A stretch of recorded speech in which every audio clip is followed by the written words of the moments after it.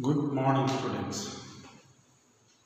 We are discussing about the national freedom movement, and we have seen the formation of Indian National Congress under the leadership of Ouseph Banerjee, A.O. Firoz Shah Mehta, etc. Today we are going to see what are their thinkings, what they want for the nation. A nation in the making. A nation should have a feeling that they are together. That's an important feeling for a nation. Nationalism, the word, means the feeling of oneness. The feeling among the people that we are one. So, India to be made a nation, it is not easy because we are having multiple religions, multiple language, multiple colors, multiple regional differences. Dress style, so many differences there. So within that difference or with that differences, we must feel that we are one. That feeling should be created among the people. So that's the first important thing. So the national movement is said to be divided into three periods. From the formation of Indian National Congress, that in 1885 to 1905, we call it a moderate period, because the leaders of that time, they were considered to be moderates. Moderates means the group of people who expected the other person is right and just. So if you ask what is right and just, that person would give us.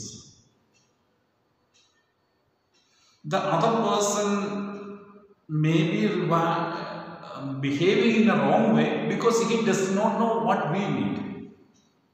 So when we intimate him, so there is a mistake, this is what we need, that person may provide what we need.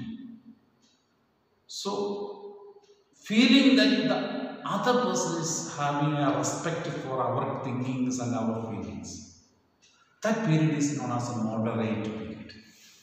So, it demanded a greater voice. The Indian National Congress asked the Britishers that we want a share in everything. Our matters should be listened by the Britishers.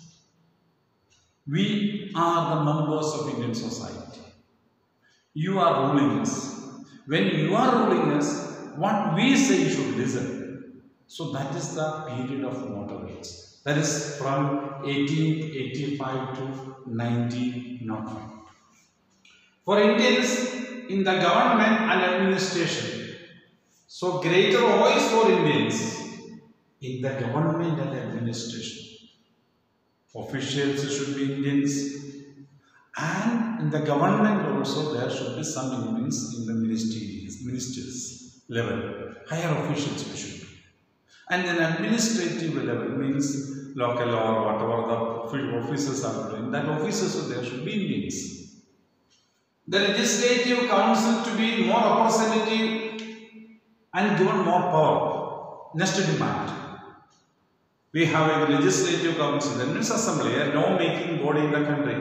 That law-making body should be representative, means it is not just a body made by the government. The members of the legislative council should be elected by the people. And that legislative council should have a power to decide.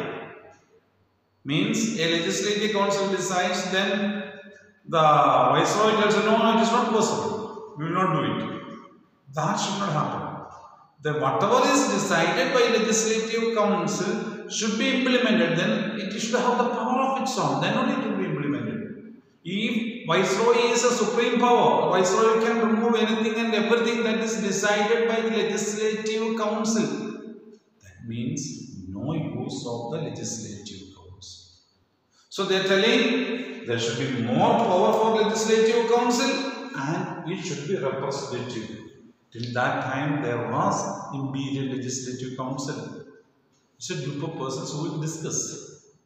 And it is not binding on the governor and any decision taken by the Legislative Council. Now they are telling it should be representative, it should be elected by the people, and the decisions of the Legislative Council should be accepted by the Viceroy. That's a demand. Now let's see what happens. Introduce legislative councils in the provinces. That's another demand. So in the provinces there are no legislative councils, there is no assembly. So start assemblies in the provinces where there is no legislative assembly. Then demand that Indians be placed in high positions, higher offices. Britishers were not doing that. They were not giving high post for Indians. So Indian National Congress leaders say Indians also should be appointed to the high position decision-making power. In the decision-making body, there should be Indians. That is a demand of Indian National Congress. Civil service examinations to be held in India as well as not in just in London. Civil service examination. That's a continuation. Modern university we call it civil service exam. That is for the officers selection in IAS, IPS, IRS, IFS, foreign service, or forest service, postal service, revenue service. Like that. So 28 services are there in the government of India. For those officers are selected through competitive examinations nowadays. We call it civil service examinations. Okay, you may call it IAS examination. It is not IAS, it is called a civil service examination. So at that time also civil service examinations were held, but the center of examination was London. London, you know, it is the capital of Britain.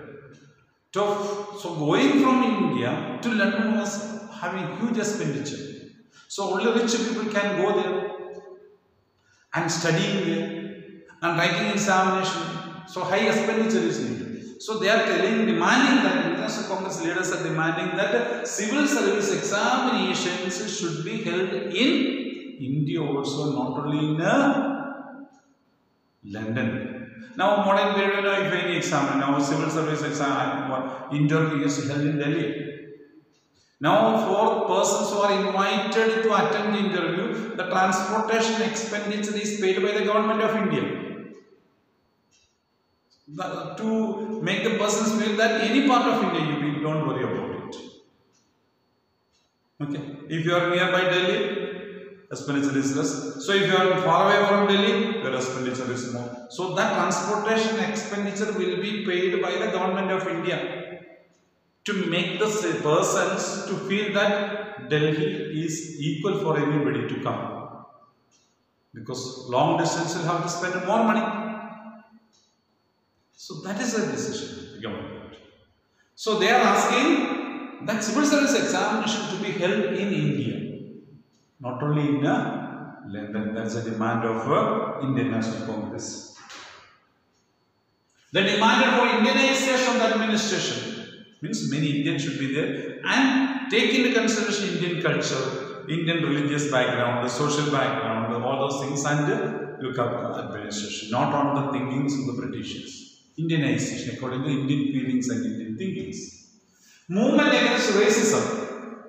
You know, at that time white is supreme in the world. That feeling was there.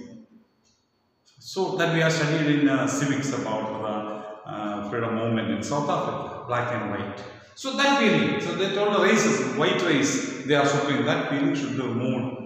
Movement against races, since important jobs were monopolized by the white at that time, only white people could get a high job. Indians could get maximum clerk post. Higher jobs where decisions are taken. There were no Indians. So they were demanding that Indians also should be there in the decision-making body, officer post, where monopolized by the white. British declared Indians are not capable.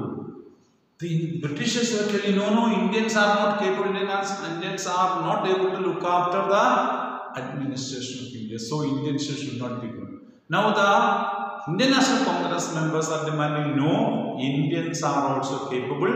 Please give it to Indians also. This is our demand. This is a moderate period, I must understand. So they are putting forward the demand. There is no strike. So they will go and give this petition, please do this.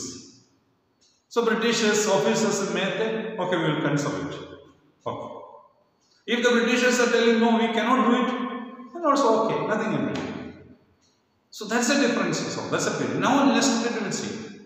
So this period is known as a moderate period. They were just going and giving, this is what we need. Please do the needful. If the British officers are raised and no, this cannot be done. No question. Okay. It cannot be done. Okay. So that is a period known as a moderate petitioning period. Requesting the Britishers, respecting the high values that they expected Britishers should have. That's a period of that. Tried to stop drain of wealth to England. You know what is a drain? Where the water waste materials are flowing out. So Indian wealth was being taken to Europe. How? Many Britishers were working in India. Their higher official salary was very great.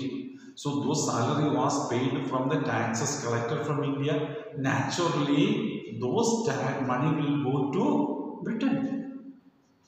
Now we know your friends or relatives who are working in foreign countries, they will get good salary. They send that money to India. So naturally, the family members who are receiving that money from that country will become rich. If the person is working there, that money would have been kept there in that country, it would have been placed in that country.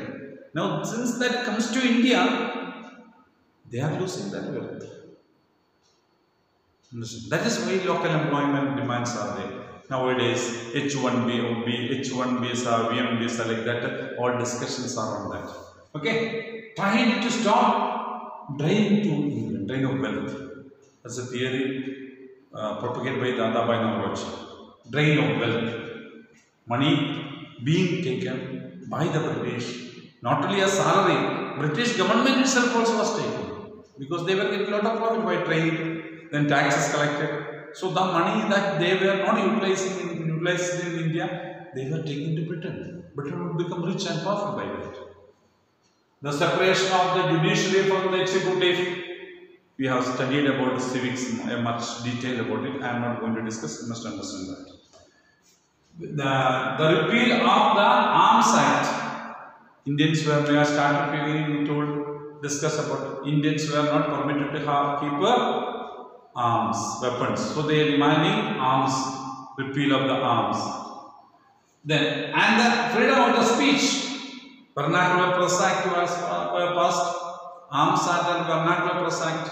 There, Indians were not permitted to keep any arms, or Indians were not permitted to print anything that is against the British government. So they are asking, please provide freedom to Indian newspapers to write whatever. If we feel you are doing wrong, give us permission to criticize you. That is the freedom of speech there. Don't arrest or don't take action against any person who writes against the British. That is a demand of freedom of speech and expression. Next one. The Congress demanded a reduction of revenue. High taxes were there. So they asked them, demand reduction of the taxes. Cutting the military expenditure. Soldiers, so many soldiers were fighting different parts of the world. And from India, so many soldiers were going. So all the expenditure for the defense was spent from the taxes collected from the people of India. So they told reduce the taxes, lessen the expenditure on military. and spend that money for the welfare of Indians. And more funds for irrigation, because at that time, modern period we say more funds for school opening, more funds for repairing the road, making the road, and communication facilities. We do speak modern period. At that time, most important part was irrigation for agricultural activities. So government was telling, or public or Congress was demanding more money for agricultural activities, irrigation. It passed many resolutions. The salt tax means International Congress passed many resolutions asking the British government to reduce the taxes. Resolutions take right meeting. They will gather to the meeting and say that this is what our problem is. I told you then the International Congress was formed to inform the British about the problems faced by the people of India. And those demands, what are the problems? They used to sit together and discuss and make a note. That's the resolutions. They take a decision. This is what we are going to ask the British. So they took asked the British to reduce the toll tax. Treatment of Indian laborers abroad. Indian workers were working in different parts of the world where Britain was ruling. So Indians were not treated in a respectful way. So they are telling Indians should be treated in a respectful way. And the sufferings of the forest dwellers. Scheduled tribal people were thrown out of the forest. They told me no, let them be in the forest, let them live their happy life. There is a demand of International Congress. Caused by an interference of the forest administration, forest officials were creating problem for the Britishers. Sorry, for Indians. So told the tribal people who are living in the forest area should be permitted to live there. They should not be disturbed. They should not create a problem for them. They should not be thrown out of that area. So that was the demand of the Indian National Congress during this period. Then, the Congress talked not only for professional groups, ZAMINDARS or industrialists.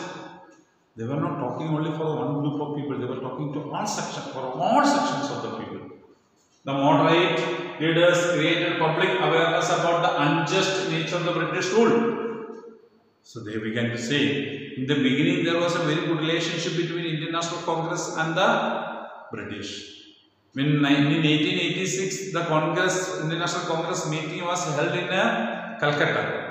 There, Indian National Congress leaders were invited by the Viceroy of that time. And there was good meetings with the Viceroy at that time.